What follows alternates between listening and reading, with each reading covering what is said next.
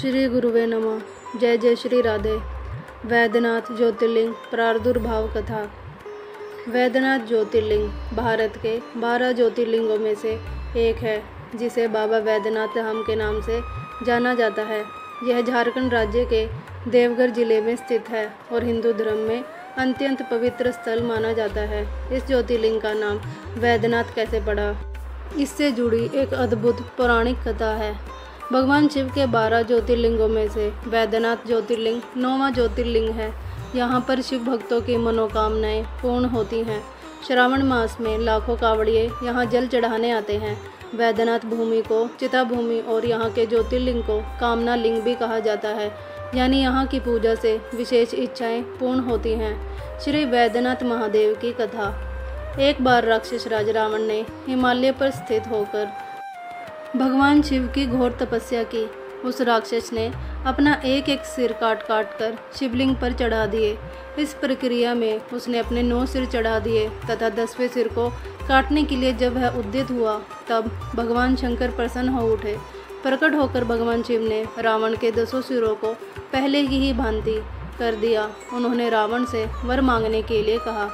रावण ने भगवान शिव से कहा कि मुझे इस शिवलिंग को ले जाकर लंका में स्थापित करने की अनुमति प्रदान करें। शंकर जी ने रावण को इस प्रतिबंध के साथ अनुमति प्रदान कर दी कि यदि इस लिंग को ले जाते समय रास्ते में धरती पर जहाँ रखोगे तो यह वहीं स्थापित अचल हो जाएगा। जब रावण शिवलिंग को लेकर चला तो मार्ग में चिता भूमि में ही उसे लघु शंका करने की प्रवृत्ति हुई। उसने उस लिंग को एक अहीर को पकड़ा दिया और लघु शंका से निर्वृत्त होकर चला आया। इधर शिवलिंग भारी होने के कारण उस अहीर ने उसे भूमि पर रख दिया। वह लिंग वहीं अचल हो गया। वापस आकर रावण ने काफ़ी जोर लगाकर उस शिवलिंग को उखाड़ना चाहा, किंतु वह असफल रहा। अंत में वह निराश हो उठा और उस शिवलिंग पर अपने अंगूठे को गड़ाकर अंगूठे से दबाकर लंका के लिए खाली हाथ ही चल दिया। इधर ब्रह्मा, विष्णु, इंद्र आदि देवता ने वहां पहुंचकर उस शिवलिंग की विधिवत पूजा की। उन्होंने शिवजी का दर्शन किया और लिंग की प्रतिष्ठा करके स्तुति की। उसके बाद वे स्वर्गलोक को चले गए। कोटि रुद्र संहिता के अनुसार कथा। श्री शिव महापुराण के कोटि रुद्र संहिता में श्री वैद्यनाथ ज्योतिर्लिंग की कथा इस प्रकार लिखी गई है। राक्षस राज रावण अभिमानी तो था ही, वह अपने अहंकार को भी शीघ्र प्रकट करने वाला था। एक समय वह कैलाश पर्वत पर भक्ति भावपूर्वक भगवान शिव की आराधना कर रहा था। बहुत दिनों तक आराधना करने पर भी जब भगवान शिव उस पर प्रसन्न नहीं हुए, तब वह पुनः दूसरी विधि से तप साधना करने लगा। उसने सिद्ध स्थल हिमालय पर्वत से दक्षिण की ओर सघन वृक्षों से भरे जंगल में पृथ्वी को खोदकर एक गड्ढा तैयार किया। राक्षस कुलभूषण उस रावण ने गड्ढे में अग्नि की स्थापना करके हवन प्रारंभ कर दिया। उसने भगवान शिव को भी वहीं अपने पास ही स्थापित किया था। तब के लिए उसने कठोर संयम नियम को धारण किया। वह गर्मी के दिनों में 5 अग्नियों के बीच में बैठकर पंच अग्नि सेवन करता था, तो वर्षा काल में खुले मैदान में चबूतरे पर सोता था और शीतकाल सर्दियों के दिनों में आकंठ गले के बराबर जल के भीतर खड़े होकर साधना करता था। इन 3 विधियों के द्वारा रावण की तपस्या चल रही थी। इतने कठोर तप करने पर भी भगवान महेश्वर उस पर प्रसन्न नहीं हुए। ऐसा कहा जाता है कि दुष्ट आत्माओं द्वारा भगवान को रिझाना बड़ा कठिन होता है। कठिन तपस्या से जब रावण को सिद्धि नहीं प्राप्त हुई, तब रावण अपना एक एक सिर काटकर भगवान शिव की पूजा करने लगा। वह शास्त्र विधि से भगवान की पूजा करता और उस पूजन के बाद अपना एक मस्तक काटता तथा भगवान शिव को समर्पित कर देता था। इस प्रकार क्रमशः उसने अपने 9 मस्तक काट डाले। जब वह अपना अंतिम 10वां मस्तक काटना ही चाहता था, तब तक भक्त वत्सल भगवान महेश्वर उस पर संतुष्ट और प्रसन्न हो गए। उन्होंने साक्षात प्रकट होकर रावण के सभी मस्तकों को स्वस्थ करते हुए उन्हें पूर्ववत जोड़ दिया। भगवान ने राक्षस राज रावण को उसकी इच्छा के अनुसार अनुपम बल और पराक्रम प्रदान किया।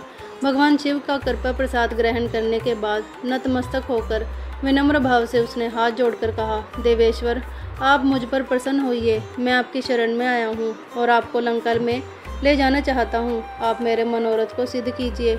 इस प्रकार रावण के कथन को सुनकर भगवान शंकर असमंजस की स्थिति में पड़ गए। उन्होंने उपस्थित धर्म संकट को टालने के लिए अनमाने होकर कहा, राक्षस राज, तुम मेरे इस उत्तम लिंग को भक्ति भावपूर्वक अपनी राजधानी में ले जाओ, किंतु यह ध्यान रखना, रास्ते में तुम इसे यदि पृथ्वी पर रखोगे तो यह वहीं अचल हो जाएगा। अब तुम्हारी जैसी इच्छा हो वैसा ही करो।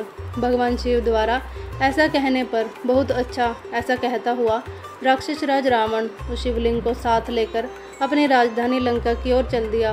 भगवान शंकर की माया शक्ति के प्रभाव से उसे रास्ते में जाते हुए मूत्रोत्सर्ग की प्रबल इच्छा हुई। समर्थशाली रावण मूत्र के वेग को रोकने में असमर्थ रहा और शिवलिंग को एक ग्वाल के हाथ में पकड़ाकर स्वयं लघु शंका करने के लिए बैठ गया। एक मुहूर्त बीतने के बाद वह ग्वाला शिवलिंग के भार से पीड़ित हो उठा और उसने लिंग को पृथ्वी पर रख दिया। पृथ्वी पर रखते ही वह मणि में शिवलिंग वहीं पृथ्वी में स्थिर हो गया। जब शिवलिंग लोक कल्याण की भावना से वहीं स्थिर हो गया, तब निराश होकर रावण अपनी राजधानी की ओर चल दिया। उसने राजधानी में पहुंचकर शिवलिंग की सारी घटना अपनी पत्नी मंदोदरी से बताई।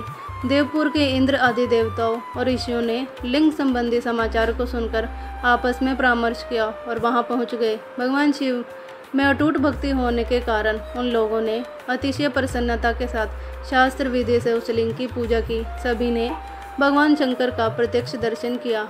इस प्रकार रावण की तपस्या के फल स्वरूप श्री वैद्यनाथेश्वर ज्योतिर्लिंग का प्रादुर्भाव हुआ, जिसे देवताओं ने स्वयं प्रतिष्ठित कर पूजन किया। जो मनुष्य श्रद्धा भक्ति पूर्वक भगवान श्री वैद्यनाथ का अभिषेक करता है, उसका शारीरिक और मानसिक रोग अति शीघ्र नष्ट हो जाता है। इसलिए वैद्यनाथ धाम में रोगियों व दर्शनार्थियों की विशेष भीड़ दिखाई पड़ती है। बैजू नामक चरवाहे की कथा। एक अन्य प्रसंग के अनुसार ब्रह्मा के पुत्र उलत्स सप्त ऋषियों में से एक की 3 पत्नियां थीं। पहली से कुबेर, दूसरी से रावण और कुंभकर्ण, तीसरी से विभीषण का जन्म हुआ।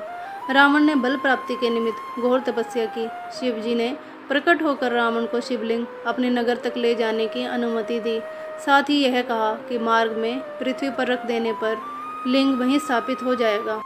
रावण भगवान शिव के दिए 2 लिंग कांवरी में लेकर चला।